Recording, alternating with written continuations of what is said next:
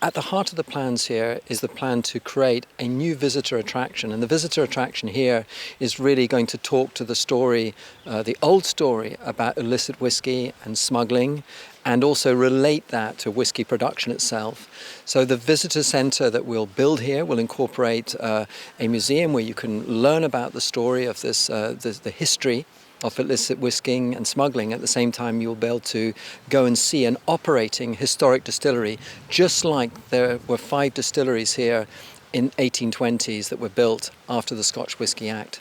The population in the Cabrach at that time, when you look at the census figures, was immense. It was unbelievable when we went into it. It was not the kind of normal image that we have. You see in the Landseer paintings of this kind of romantic, the little crofter making a little bit on the side by illicit distilling. It was on an industrial scale, and the Cabrach was right in the centre of it.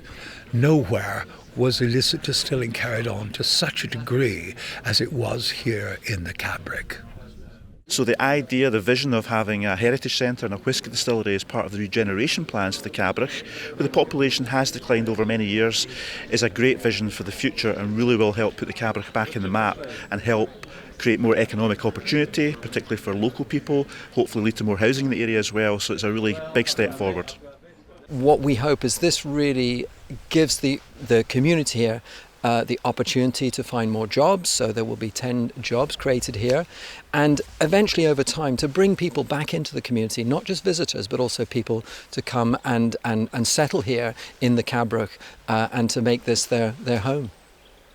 The Cabrach Trust has been working on the plans for about 3 years now, starting with the purchase of the farm. We're almost at the point where we're ready to submit for planning application. Assuming all of that goes according to plan, by about spring next year we should have our planning application approved.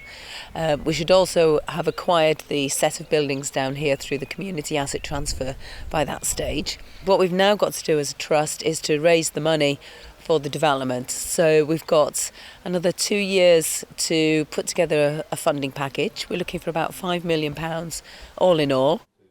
Spring 2018 is when we propose to start the actual work. So that's when the spade will go in the ground.